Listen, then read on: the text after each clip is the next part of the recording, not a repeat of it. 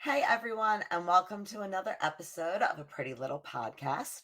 I'm Allie, Violet Vixen Commissaro, and unfortunately, my better half is not here tonight. She is actually at Ghost Bath seeing our former guest and friend Dennis perform tonight at the Milk Boy in Philly. But I'm excited because whether you're a fan of iconic figures like Superman or Spider Man, or prefer the lesser known heroes, Party Nerds explores the captivating stories, epic battles, and the larger than life characters who inspire us all. They give us a guide into the world where virtual meets the real in exciting ways. Please welcome our friends from Party Nerds, Darnell and Jorge. Hey guys. What's up? How you doing tonight? Good. Very well. We're hyped out, and thank you for the invite on your show. We see you rising up the charts, and very happy for you. Thanos and I thank you very much. Oh, thank you so much. I'm so excited to have you guys on. Like, I see all of your fun stuff on social media. And first of all, I have to ask, how do you do it? How do you keep up with all the social media all the time? I mean, you guys are on everything. Well, that's funny because I guess when we first started, Darnell, right? Darnell and I swore each other back when I guess how long ago when we started our Instagram account? 2012. Yeah, we said, listen, we're gonna post around the clock, 24 hours, every 2 hours. So we were just scrambling on the internet, thinking of memes and all of that, and we would post every 2 hours, even at nighttime. I took the night shift because I worked late at nights back then, and he took the day shift. So I would carry on from like midnight to 5 a.m. and then Darnell would carry on to the day and all that. And we would post original memes, other memes and all that, just so we can get traction, before we start getting into podcasting and everything. Yeah, this was back when Instagram and the algorithm for social media was a lot better. Let's say, back in the early days, because one thing was when we decided to start the Instagram, and this was after we had already been doing event planning stuff. We were like, this is when Instagram was still kind of new. So we were one of the first real nerd accounts on there. So, having Darth Vader take a selfie would be stupid now, but back then everyone was like, that's so funny. Vader wouldn't do that, but we would come up, and the thing is, Jorge and myself were always pretty good with computer graphics, knowing Photoshop Creative Suite. So it wasn't hard for us to actually create them. We've had quite a few memes go viral, like the Star-Lord with the middle finger. Like, if you ever think I'm too old to play video games, fuck you type of thing, But yeah, no, Jorge's right. It was all about being consistent, and that gave us a big hit of growth at the very beginning. That's awesome. So how did you kind of come up with the concept of Party Nerds? So for years, I worked in nightlife, and so did Jorge. I was a bartender. I mean, we were bartenders. Is that where we met? We were bartenders at where at? Yeah. But we tell everybody because there was a whole intricate story. We came with partners after late night in AC, and we were drunk.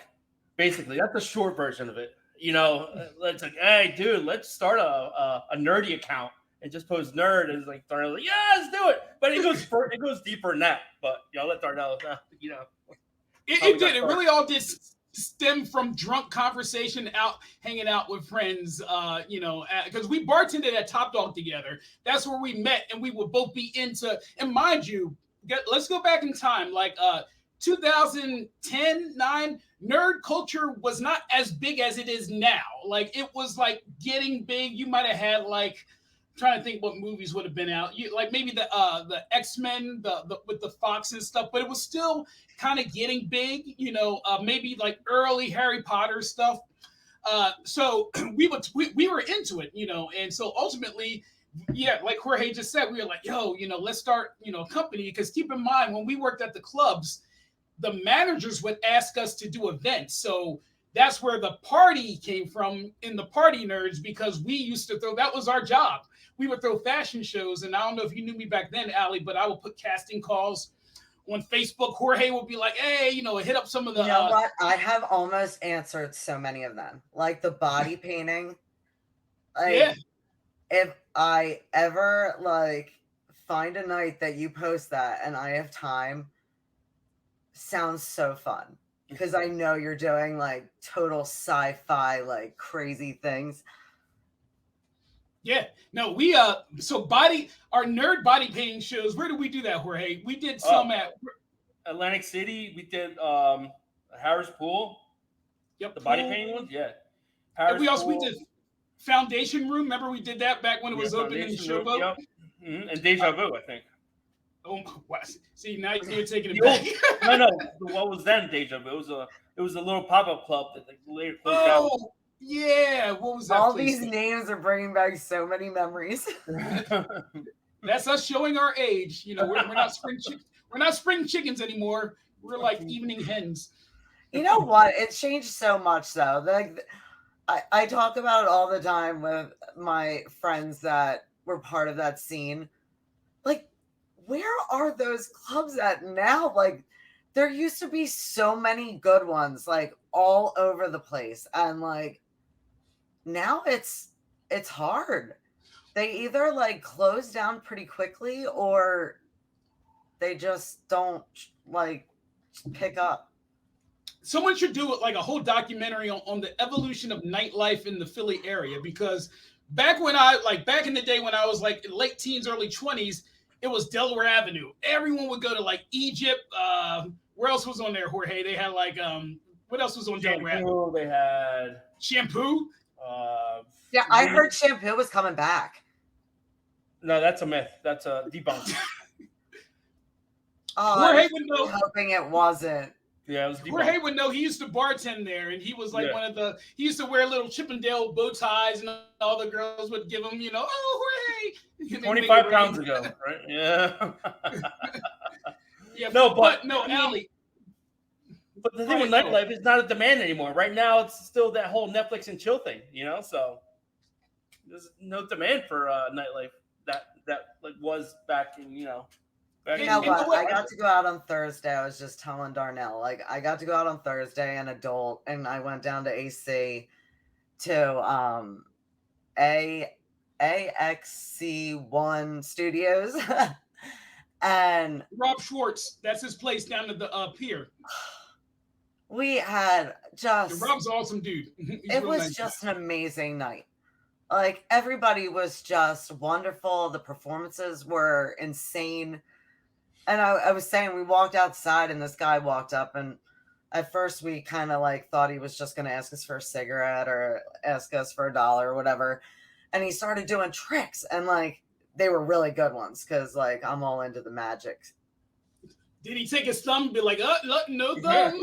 No, he had short sleeves on, and literally, I mean, it was just insane. And it was gold cards, and he was just blowing our minds. And I had kind of been a smart ass, and I'm like, he's like, pick a number, and I'm like, I don't care about the numbers, like I want to see jokers. He pulled out 2 jokers in my hands, like all I did was go like this, and it was me. He didn't even touch me, and boom, it was crazy. Ended up being David Irwin from the movie 21. Oh yeah Crazy. But I can't even imagine living down there and just being around that scene all the time. Like, it's got to be nuts. I mean, it gets boring. I was there for 10 years. I lived in AC for 10 years back.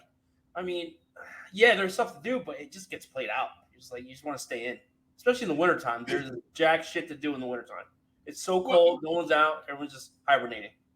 You know what, Allie? We always compare to Disney World's awesome. If you've never been to Disney World, it's the greatest thing in the world. You're like, oh, I'm going to go to Epcot. But when you live in Orlando, if you live right down the street from Disney, it's not as exciting because literally that was our job for years. Don't get it wrong. We had fun. We enjoyed parties. But weekend. Like it wasn't just fun, it was our job. Again, that's how we started as the party nerds. Like we would have club owners, remember like Steve Sagan. Who else do we deal with?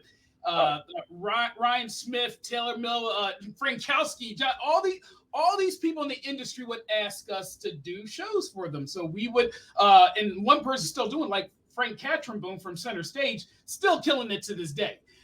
So he would be like, look, guys, Harris wants a show. Can you guys give us a show? So again, the process was me and Jorge would get on the bullhorn. Hey, guys, we're looking for models. We're looking for blah, blah, blah, blah, blah. And the reason why our parties, and remember, before the social media, it started with the parties. The reason they were so successful is because we picked our friends to be the models. And a lot of times it wasn't necessarily the pretty. Obviously, everyone was pretty, but it had to do with how good of a person you were. So we know we don't want people with bad energy. You know how sometimes you have party poopers come in the room? None of that. Whenever we saw someone act like that, they weren't invited back again. Because when you had good people perform for you or like do the shows for you, they would invite their friends. And before you know it, you just got a club filled with, like, we had like 112 one time perform for us. Like, we're singing, what was 112 song, Jorge, back in the day? Peaches and Cream? Yes, they did that one. Yeah. Where would I go? How would I do? They sang 2 tracks. Yeah, that was that Foundation Room. So we would have these crazy parties. That's where the parties came from. So me and Jorge, then we would start like having go on their theme with like the nerd glasses. And if you guys go on our social media accounts, you can go back years and see us all do that, And this was before we really started the actual Instagram, Facebook campaign. So I have to ask, who would you say was the most memorable person that you had an encounter with? What, Dave Bautista? Who? Like, out of our whole party nerds career, we met a lot of people that. Just along the way, who's someone that like stands out? Well, Stan Lee. I met Stan Lee before he passed away. That was awesome. Because, this was when he was still real coherent. This was, 2014 maybe. And I don't get starstruck because we meet him all the time in AC, but I was like, my God, that's Stan Lee. And I had like a Marvel shirt on. He's like, I created the Fantastic Four back in. And he's talking to me. I'm like, ooh, that was a cool encounter. Jorge, like he's hung out with Aoki, Steve Aoki. We've Paris Hilton down at the pool. Like we've met everyone. Batista that was a fun interview. You can actually go on our Party Nerds YouTube and see that interview with him. That was a real good one. Yeah. So I have to ask, who was your first interview that you guys did together? Like, who was on the podcast? So, yes. There was the artist. Neil Adams. Yeah, Neil Adams, yes. Neil Adams was the creator of Green Lantern, John Stewart. And for DC Comics and Marvel, Neil Adams was one of your legendary artists. So again, people might not know the name, but he did pass away. Rest in peace, Neil, a couple years ago. But he was our first real big interview. And then after that, it was just steamrolling. And then we're actually, I don't know if you're in the wrestling alley, but we're close friends with Mojo Rawley, Dean Mutati. From the WWE, and we met like Rob Gronkowski and other people in sports. So it's not just nerd culture; it's sports, wrestling. I am a wrestling fan, and I heard that WrestleMania is coming to Philly next year. It is, and you're hosting the after party, right? Jorge, actually, we got to talk about that. Yeah. This I totally forgot to tell you. We're going to be throwing a party next year, a real big one for WrestleMania with some wrestlers. In details coming soon, but I'll just keep it on wraps since this in the works right now. Well, we're there. My whole team will want to go. We're all wrestling fans. We're down. You look like you could be a wrestler, Allie. What would be your wrestling name? I guess I would have to go with Violet Vixen. Yeah, I like that. It's you. You got the hair color, you got the pizzazz. You would do good. I don't know. Like, I'm clumsy though. I I don't know if I could do wrestling. Like, I would go to like jump off the like side railing to do something cool and like hurt myself. You're really like, that's your gimmick. You're always in pain. I bruise way too easily to be a wrestler. Like, it just wouldn't work. So, as far as movies, what movies are you anticipating for fall? Oof. Huh. Well, I can personally say what I'm looking forward to now. Like, remember, there's a Hollywood strike going on, so that's kind of a buzzkill because a lot of stuff that we would be getting actually got delayed, pushed back. So, Daredevil on Disney Plus was supposed to drop this year, but now it's pushed back because they were at the end of production filming. All that had to cease. So, I was looking forward to that. That One Piece just dropped on Netflix, which was amazing. If you guys aren't in the anime, if you guys aren't in the One Piece, it doesn't matter because the show was so good. Jorge, did you watch it yet? No, I'm still watching the cartoon. Honestly, I'm so far behind on everything. The movies. Thank God I have the party nerds going to the screenings and premieres and to talk about it because I just had a baby a year ago and that life is takes up a lot of time. But you'll be the cool dad. Yeah. Well, once he's old all enough, the characters. exactly. Like my son, I have a 10-year-old, and he knows all about it. Yeah. And I told him, I was like, tonight I'm having guests on the show that can explain it all to me. He gets so mad at me because I confuse like the metaverse and the multiverse. Oh. And I don't really understand. And he's like, but Mom, come on now. Like, you gotta know. So as far as that, like, give me a little bit of clip notes. Like, how could you break it down for me, the difference between the two and how that? Well, is it metaverse Facebook? I'm not sure. Yeah. Metaverse is that's Zuckerberg. Yeah. So metaverse that's is not even in the super. AKA Lex Luthor. No, you heard the word verse. There's metaverse, there's multiverse, there's converse, which is sneakers. There's like the multiverse. That's the one with Doctor Strange, right? Right. Yes, that's more Marvel, right, Darnell? The multiverse. Right. So the multiverse is actually DC and Marvel. They both have used the term multiverse is like a general term, but that's pretty much where you're crossing storylines and timelines and stuff like that. So when you like, for example, Spider-Man, like what they just did with No Way Home, you had the ones like remember the original Spider-Man was Tobey Maguire. Mm-hmm. Then a new production studio came in and they brought on Andrew Garfield. And then now with Marvel, you got Tom Holland. So a multiverse is when you take all those different things and bring them together, and you just have to explain it away. So that is the multiverse, and then at that point you can bring in any character that's Marvel, like cartoon, movies. It's all open game from there. And you know why I like because the people wanted it. Kind of the people wanted to see all those Spider-Man, and I guess the movie studios saw what the people wanted and they did it. And we love them for that.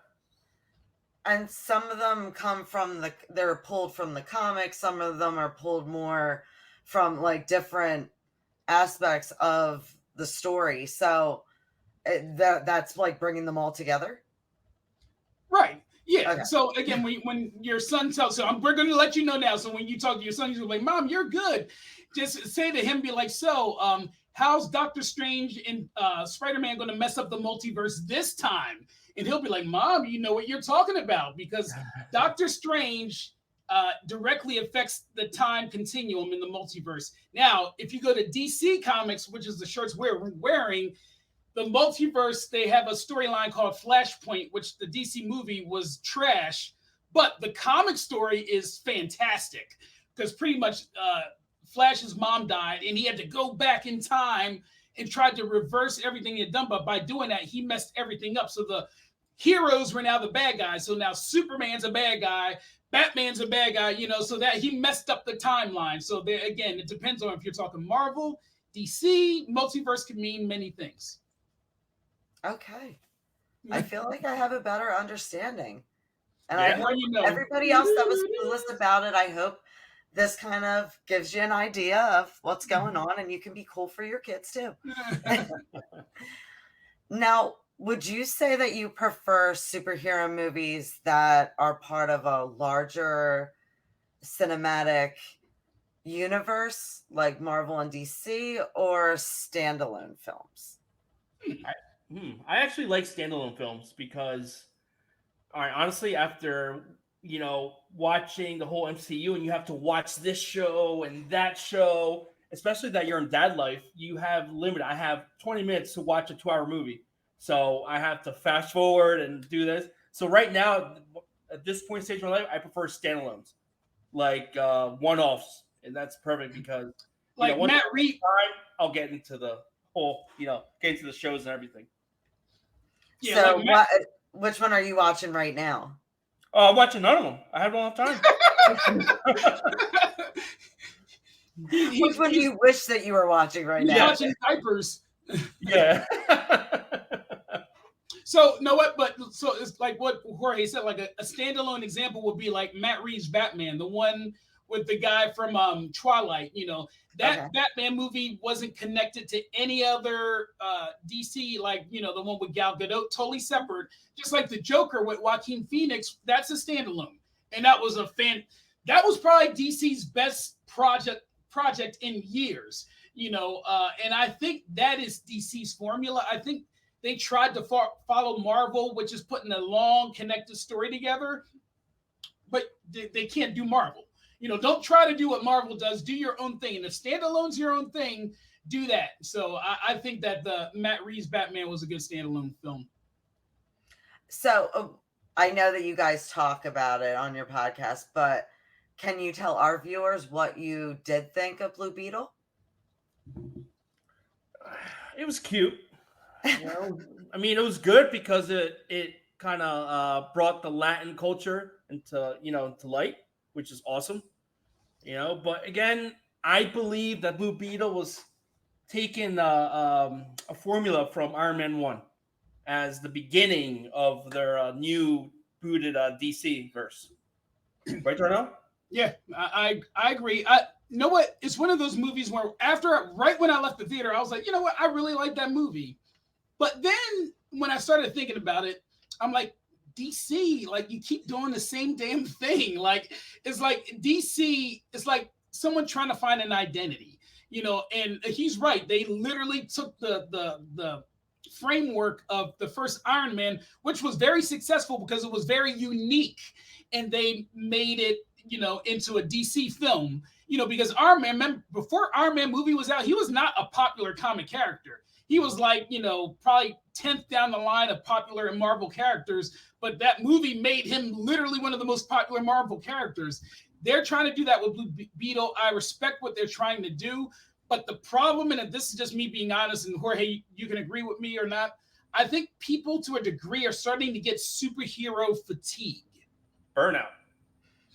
Because it was so successful all the way up to Endgame with Marvel. Everything was superhero. And then what happened was once the streaming platforms hit, so you had the Disney Plus, Netflix, and they start new Marvel, new Star Wars, and new stuff like all the time. Now you're like, all right, like I love pizza. But if you give me pizza every night for 3 weeks, I'm going to start to hate pizza, So I personally think that what they should do, and this is Marvel and DC, they should pull back.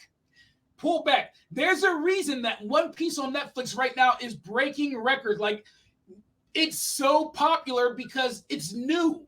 People have not seen that before. Normally, when they had like anime to live action, it was horrible, but they did a great job. So now, as people are like, oh, something new, not like, oh, Trouble in the City. We're over it. And you don't look. This is coming from nerds. I'm not saying I'm not a nerd. I'm gonna still love Green Lantern. I'm gonna still love Wolverine, but we need a break. You stop pushing content down our throats. Yeah. We need a break. Yeah, I'm not ready for a new universe. I don't have the time for it yet. Give me like 5 years. It's funny because and it's crazy because one of my like all my friends, they love Deadpool. Every time I put Deadpool on, and I love Ryan Reynolds, for some reason I fall asleep every single time. The first one and the second one, cannot get through it. But then like there's other ones that, I mean, Blue Beetle, it kept me going. I was really tired when I went to go see it because it was later at night, and my friend that I went with and my son were so excited to see it that I'm like, I'm gonna try really hard to stay awake because I know they're gonna want to talk about it. And I liked it. I definitely felt that it could have been more. Like from the trailer, when we were sitting in the trailer, it was so intense that I didn't really have, like, I don't know. There was like too much going on that it didn't give me that moment. It didn't like really just, I don't know. I think it was kind of lacking. It was okay. You're right. It was okay. But again, I just going back to what I said, I think that people are just kind of tired of the whole, it's like, you know what's going to happen. Kid in school, hey, I'm living my life. Oh, I'm going to talk to the girl. Oh, I got these powers. Oh, where have you heard that before, Spider-Man? You know, it's the same formula, and it's not that they should just stop doing it. It's stop throwing content down our throats, because keep in mind with Hollywood, it is a cash grab. You know, they're trying to make money, you know. So right now they're like, oh, you know, One Piece is doing good. Let's book 12 seasons. And don't get it wrong, I love One Piece, but if they kept all the time, I would get sick of it. So, you know, I don't know, you know, you like Blue Beetle, and I thought it was cute. I thought, like Jorge said, it was a cute movie, but I'm not going to go home and want to see it again. Yeah, me neither. No rewatch value. I'll quicker watch Iron Man 1. I'll watch that every time it's on TV. Mm-hmm. So I'm about to get you guys real hype. What do you think about Amber Heard being in Aquaman 2? Boo! Listen, all I can say is, having dealt with narcissistic people in my life, when I was following that Johnny Depp trial, I put myself in his shoes because I was there before. I've dealt with being falsely accused, being smeared and stuff like that. I've been there.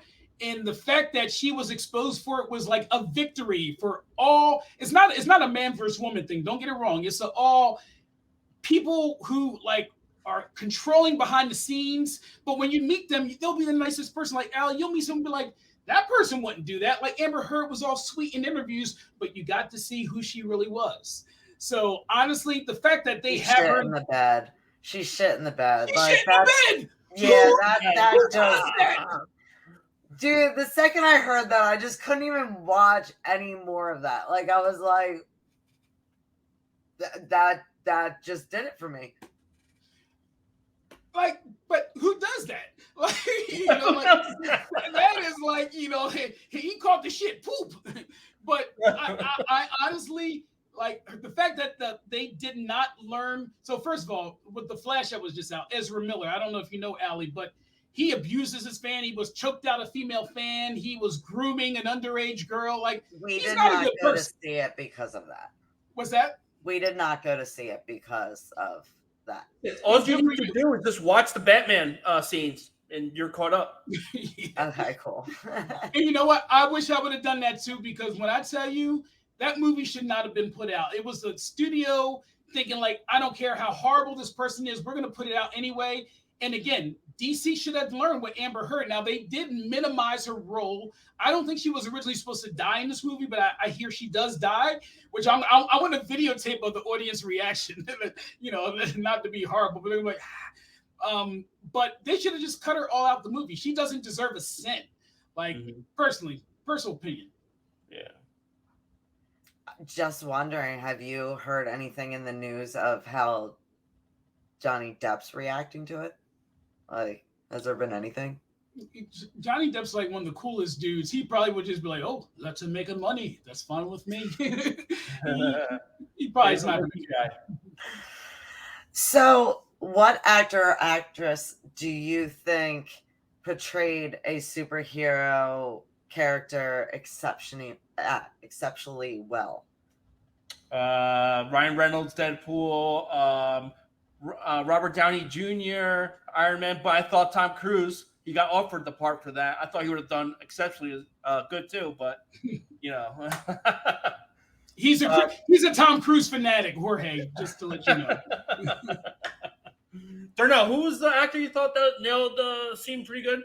Oh God! As far as just any superhero thing, Patrick Stewart as Professor X, like you can't Yes. get more textbook perfect than that. Mm-hmm. Uh, I don't think Momoa could be he would a good Aquaman. He would have been Lobo. Well, right. Like I was expecting the blonde hair. Look, Yeah. listen, Allie. We on our podcast, the Party Nerds podcast, we talk about like when they race swap roles. Like when I just I'm sorry, I just watched the Little Mermaid with the girl, the beautiful girl, and stuff like that. My whole thing is just like if you're doing stuff just to pander, just to appease a group, like don't do it. You know what I mean? Like I understand representation. I get it, and I'm all about it. I love my people. I'm proud to be black, but like if you're just doing stuff just to do it, it's just like all right, and I don't want to go down that rabbit hole, but I really think when it comes to translating one media to another, look, you like first of all, Nick Fury, black Nick Fury totally works. You know what I mean? Even though in the comic he was white, it totally works, But if you're doing something to appease a group, I'm not too crazy about that. Yeah, I think I don't know. I think that they like keep trying to do it with everything. So it makes like some of it just it takes away its importance. Like I think with the Little Mermaid, would that have worked if they hadn't have done the same thing with every other movie? Maybe. Like I mean, I just watched it too, and parts of it I loved. Parts of it I was like, you know what, they did a really good job. I mean, Ursula was Yeah, insane. I loved Ursula her was the best part. part of that movie. Yeah. But did I think that the girl that got the role was the best person for it? I don't know. Right.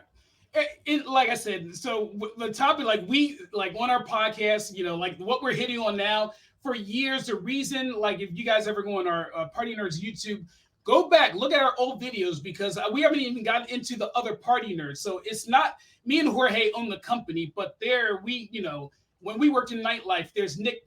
How do you say Nick's last name, Jorge? Bravo.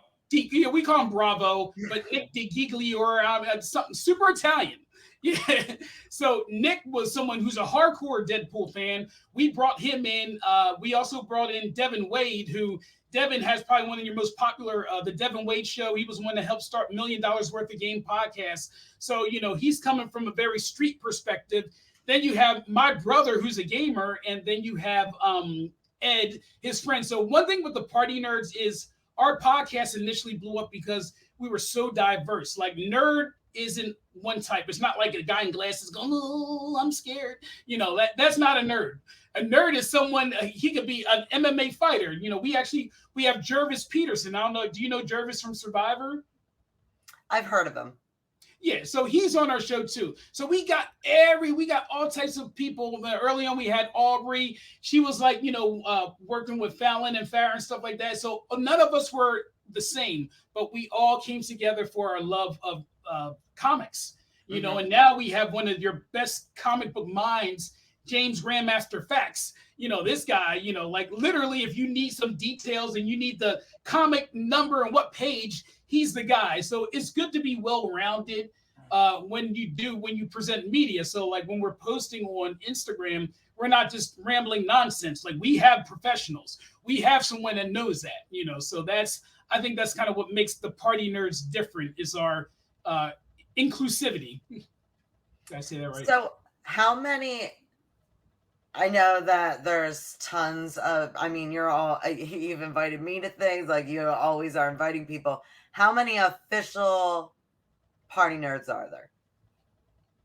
Oof. I mean, there's like affiliates. We have one big family. I really can't even like pinpoint. I'm We have. counting in my head. Yeah, I'm like, what criteria do you need to be a party nerd? just a love for the material, love for whatever, and just show as long as you're passionate, cool, and easy to get along with, man, you're like family.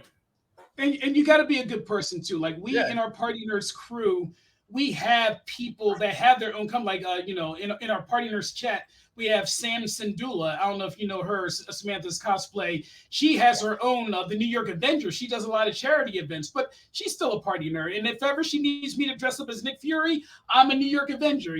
We have a fantastic Frankie. She's a huge streamer right now. She's going to movie premieres in Hollywood, LA. She's a party nerd. We got the gamers of Gamerdelphia. So like, it is very, it's like kind of loose, but if we invite you to an event and you get invited to more than one event, you're definitely an affiliate of the Party Nerds. Yeah. So we have to talk about the theme song. I love the Golden Girls. It is just great. Out of all the themes, how did you come across that? Like, are you guys Golden Girl fans? That was a one-off. So we were at New York Comic Con and we wanted to do like a sitcom intro to introduce the Party Nerds. So what better song than "Thank You for Being a Friend"? Travel out. So that like we were like, it was just perfect. We have original theme song, which was created by Trax Don Sellers, who's another big. I don't know if you guys know Trax and SFX Studios in Pennsauken, but he's worked with some of your top artists in the industry. He created our original theme. Then we had Sam Robson do an a cappella version of it. So we do have our own music, and we have Daryl Thomas. We call him Deuce. He's like 6 foot, 6'7" or 6'8". He's a giant. 6 foot infinity. Yeah. So he lives in Puerto Rico, but whenever we do videos and we need background music, so we don't get flagged by YouTube, he sent us like 100 tracks that we can use. Mm-hmm. I was about to say, how do you do that? Because I know with other shows, like we were always getting hit for having songs on there. But you can listen. You can. Here's a little inside trip here. You can put big songs, but just shorten it to like 5 seconds, because I think YouTube starts detecting at like 10 seconds, 15 seconds. And, that's copyrighted, flagged. Mm-hmm. But if you do it just for a couple seconds, you can definitely get away with it.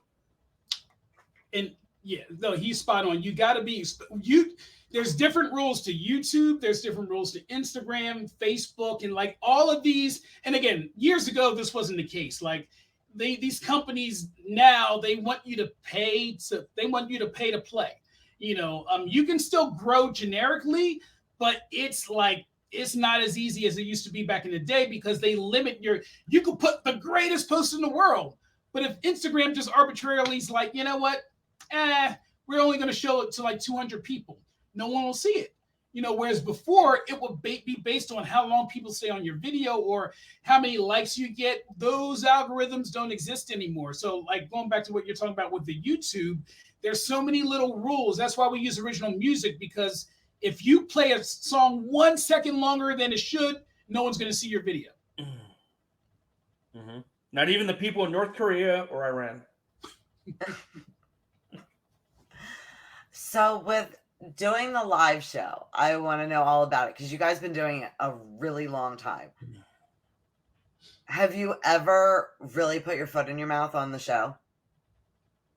I mean, we come close. Like we thought we were going to get canceled, but people were like agreeing with us and applauding us, and then we were like, oh shit, well, let's just be real. We just can't go with the script, So, or no, yeah, we had a couple close encounters, right? Mm-hmm.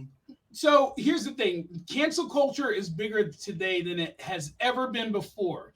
When we first started, I mean, what made us popular was the fact that we were just like the Howard Stern of nerd talk shows. Now there's thousands. We're one of many, but we were one of the first ones keeping it real. If you ever listen to Devin Wade, he would just be saying the craziest shit on the show. He'd be like, Professor X is like a black dad. He's just leaving his kids, like stuff that people are like, don't say that. But that was just kind of what our show was, but we did it in love because you couldn't say anyone was racist because we had black, white, Asian, we had everyone on the show, you know.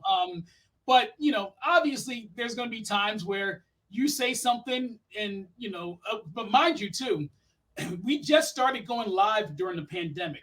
Prior to the pandemic, we were in the studio, and we will be going back into the studio within the next couple of months to actually with the microphones and all that. So we, you know, the pandemic kind of forced us just go on a whim and make the best of what the world was giving us. Now with Twitch, I'm just kind of learning Twitch, and you guys, how long have you guys been on there? Well, we've been on Twitch. We've had, you know, like a lot of speed runs. We had Street Fighter 5 tournaments on there. And now we're just live streaming our show on Twitch.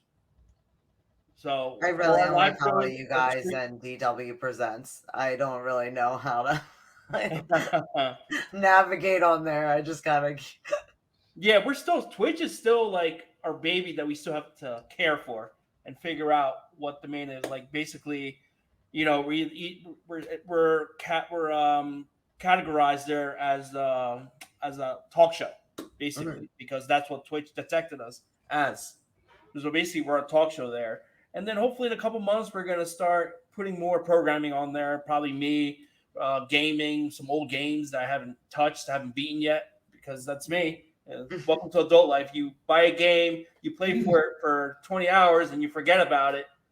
And then you buy another game, and then you start stacking up all the games you haven't beaten yet. So I made a promise to myself: I'm not gonna buy any more goddamn games. I'm just gonna finish the ones I have now. Were you a Twisted Metal fan? Oh, Twisted Metal, yeah. I haven't got a chance to watch the new series, but everybody that I know that's seen it, they said it's good. Yeah, they said it's like insane. Mm-hmm. Have you got to see any of it, or? I hope they have Axel in it. He was my favorite, the black guy in the big tire, like you know, like how are they going to do that? Like that's going to be pretty. Like I used to, back when in the early days of Nintendo, Super Nintendo, me and my cousins used to battle in Twisted Metal like all day. Like we would play that game all day. So that Twisted Metal was on PlayStation. Was that? Twisted Metal started on PlayStation. Yeah, maybe it was PlayStation. I get my time era mixed up, but yeah, I think it was the PlayStation. You're right. We used to play.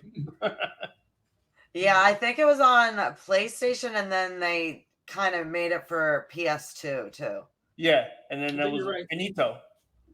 Yeah, and now you have to pay like $30 in order to download the old game. Oh yeah, to get it. I actually, one of my friends actually got me a PS2 because I went on about it so much that like it was ridiculous that I had to pay that much each month to have that service just to play that game. Right? You can go on eBay, buy a Twisted Metal. Probably it's going to go for $30 now, or maybe higher because of the show. But yeah, buy the game and then have a console. You can get a PS3 that's backwards compatible, meaning you can play PlayStation 1 games, PlayStation 2 games, and of course PlayStation 3 games, but they're rare to find. So yeah. But my son's into all that. I mean, he's got like most of the consoles. So he likes retro gaming? What? Is he into retro gaming? Like some? Okay. It's some. It's more of the retro would be like he loves Sonic. Which one? All of them. Like he can play all the way. But my dad actually got him this like really cool. It's like the top of an old arcade game, and it's got like the two players. Oh, yeah. It hooks into the TV, and it has like all the these games. 5,000 games on there. I love it.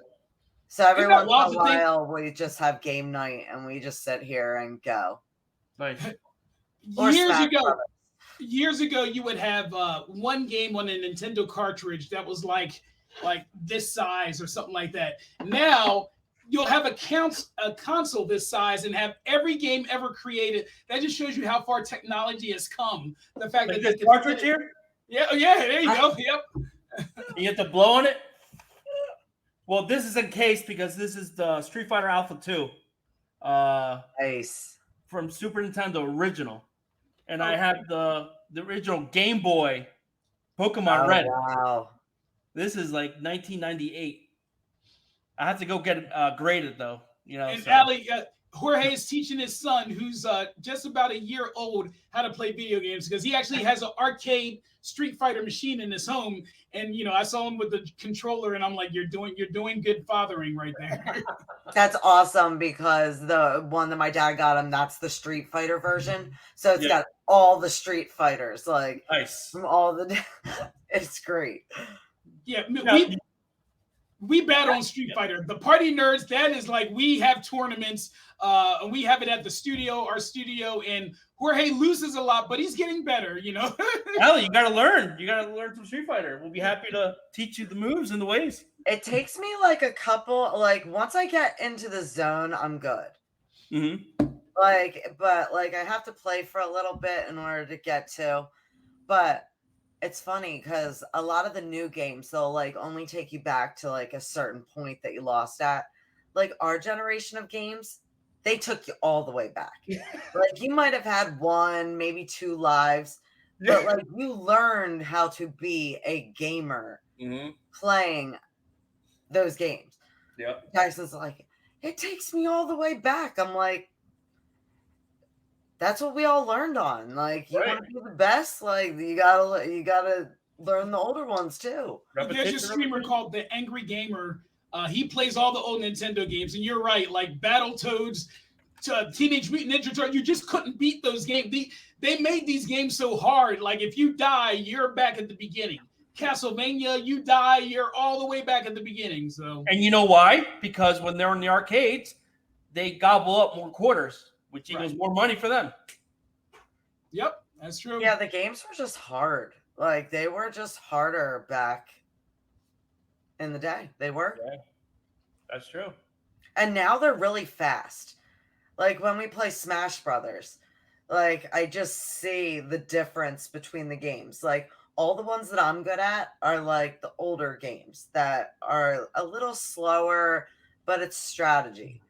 Yeah. Like Pac-Man? Yeah, like Jackson's good at those ones that are just like super crazy. And like me, I can't even focus. That gives me a headache because it's just like he's good at like Mega Man and like the love Mega Man. That's a great game. I was obsessed with Mega Man for years. Like I beat Mega Man 1 all the way up to X. Like back when Blockbuster, you would go to Blockbuster Video and rent it. I would always beat Mega Man within like 3 days and then return it. But now they made, like, for example, you're playing video games, especially fighting games. They make the moves easier to execute. Well, back in the 90s, man, we had to learn all day how to do a simple fireball. Now it's one hit of a button. Dude, I hate that. I hate the people. I right now I'm like Diamond 2 rank on Street Fighter 6. Yeah. But all these modern players, like they're cheating. They just they push a button and I'm doing all the like hand art stuff on there. Yeah. No, I feel like you guys have like high score on like every machine. Yeah, because they're local arcades. Party nerds. There they go again. There those nerds go. Love it. I used to feel really good because I was just like naturally good at that game Boxy. I used to call it on the pig, like those games that would be at the bar that you would go up and play. They would usually have like nude photo hunt. Where you push the button, what's different on both the screens? Yeah. Yep, good old bar games. I was just like naturally good at Boxy, where you had to like match the colored boxes. I actually like went all the way one year and like was in a tournament, and I'm like, how did I even get here? Like I was just sitting here like playing on this thing. But what bar were you hanging out at where you're just like another one on me? Yeah, basically I was bored. I was like, let me buy her a drink. You're like, nah. I didn't want everyone to think I was too much of a pervert always playing nude photo hunts, so I had to switch it up. So Boxy was all Wait, that nipple don't go there. Circle that. No. So, would you say there's any lesser known superhero movies that you guys think deserve more recognition? Oh yeah. What's his face? God damn it. No, did we say Static Shock back in the day? That deserves a movie. Well, that one hasn't been made a movie yet. Like, I'm really thinking of a movie that was very underrated, but that was very good. Man, I can't. Okay, let me think. I'm going in my brain. I'm going through all the movies. Um, so remember Gotham on TV on Fox? Yes. I thought that was a great series. So did I. I thought that was a really well done series, and it was very. You loved it or you hated it. Some people didn't like it, but the kid that played the Joker was phenomenal. Like that kid really should have been. What's his name? James something, the little redhead kid, but he was great. Monahan or something, right? Yeah, Monahan or something like that. Or Cameron Monahan, that's his name. Yeah, he was fantastic. I thought Gotham was an awesome series. I thought Legion, that was on Fox, was a great TV series. That was based on a lesser-known Marvel character. Movies-wise, it's hard. I can't really think of a movie that. Oh, Speed Racer. I love Speed Racer. and Scott Pilgrim. Love Scott Pilgrim. I haven't seen that, and everybody keeps telling me that I need to. You gotta watch it. That's awesome. Okay. What? You gotta see that. I like go through, and if I don't get it when it like first hits, then it kind of gets pushed, and then I have to like kind of hear about it until I like go back in and like. So many references that you'll definitely love. So, do you guys like watching superhero TV shows as much as the movies? Nah, because they're under budget.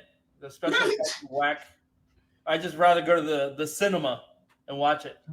So I'm gonna say just the opposite. Like I think that a lot of the shows now, especially animated, like if you watch like The Boys is fantastic. That's not animated, but like you have Invincible, you have some really good TV series. You just gotta find them because with streaming, there's so many options.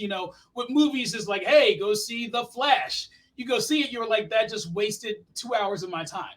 Whereas in TV show, you watch the first episode of a series, you could be like, do I want to invest in this? And it's up to you if you want to invest in it. So I like TV series because, I even though like Jorge said, I do like going to the theater, like the experience, but I got to know it's going to be something epic, Since you guys go to a lot of movies, because I know that I'm like becoming kind of a movie snob with it.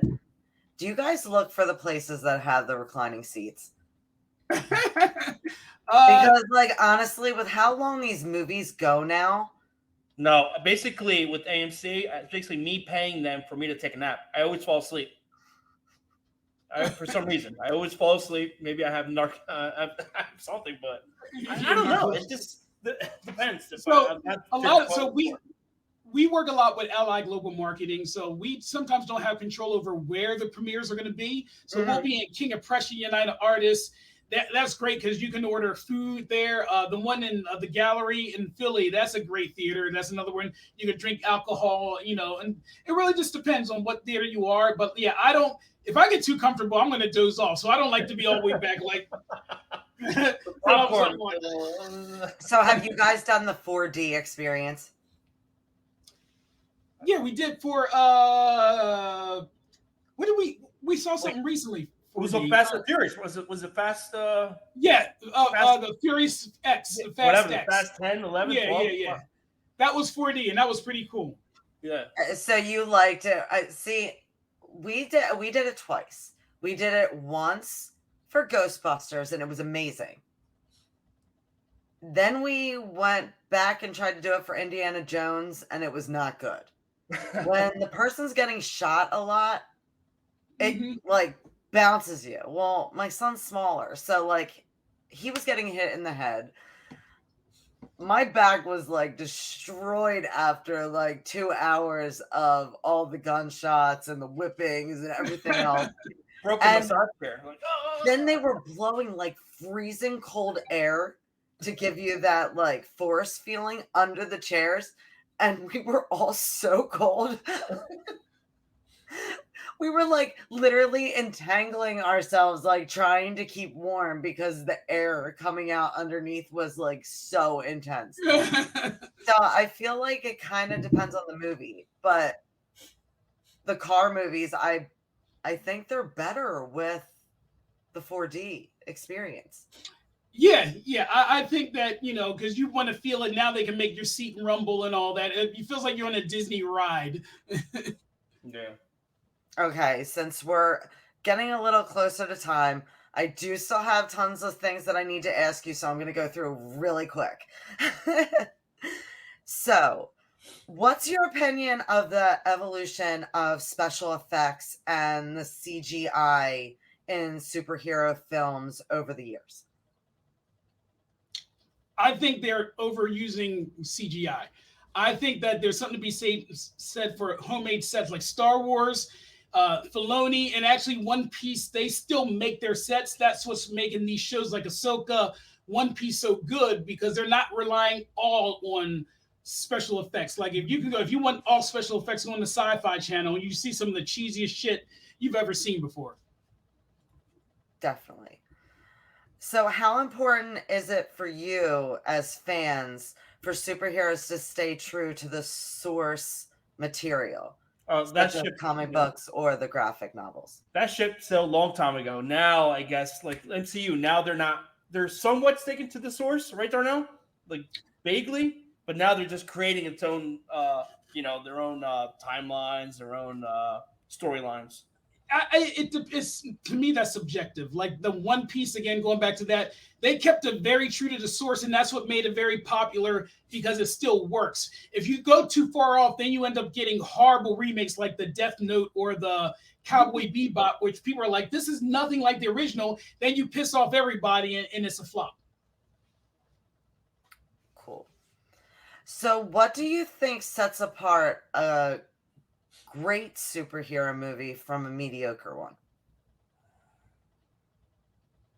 A good storyline, basically. Continuity. Yeah, nothing that's been done before. Basically the reason why I hate Superman so much because sorry guys, because even though he was written in the 1930s, he's got every superpower and he's superhuman and stuff. But I can relate more to a Batman or Iron Man because I like Batman better. I'm going to be honest. I know I'm wearing Superman, but I would rep for Batman more because they go through problems. Iron Man has a drinking problem, basically. Batman is still, I guess, getting over the fact that parents were killed. You can just always take out Superman by kryptonite. Like exactly. See, it's I like always going to be an immediate downfall. Exactly. Awesome. I love that somebody else said that because everyone's like, Superman. I'm like, but yeah, but he can get taken out by kryptonite. Like, real easily. All you have to do is talk to Lex Luthor. So, how do you feel about the diversity and representation of different characters in superhero movies? Just like we said earlier, like I don't mind it as long as they're not just doing it just to appease certain groups. Like I just think like, if an actor fits the role, like Nick Fury fit, Samuel Jackson fit Nick Fury, cool, but I just, and I love the diversity. I love it. I think it's good. I think that's why the X-Men is so cool because in the X-Men, you have everything. You have aliens, you have black, you have white, you have all that. You have Asian, you got, that's why the X-Men, and that was based on Martin Luther King and Malcolm X. That whole storyline was derived from Stan Lee. I did not know that. Yep. That's pretty awesome. Yeah, we're actually planning on going through and watching all the X-Men from start to finish. Oh, you're going to be very confused because they have a very confusing timeline. So beware. Is there a better timeline that I should go with when watching? No, it's just the order of, they just made everything so confusing in the middle of the whole, when they were making these movies. So just listen, just set a low expectation and just have fun. So I have to ask, if you could have any superpower, what superpower would you want? Money. Money jitsu. Money's a superpower, right? No, I honestly, we've had this podcast before too. I won't want to fly because in this world, if you fly, the government's going to take you and put you in a lab and you'll never leave. turning invisible will just make you a creep, because what else are you gonna do but be a creep? Like, you're invisible.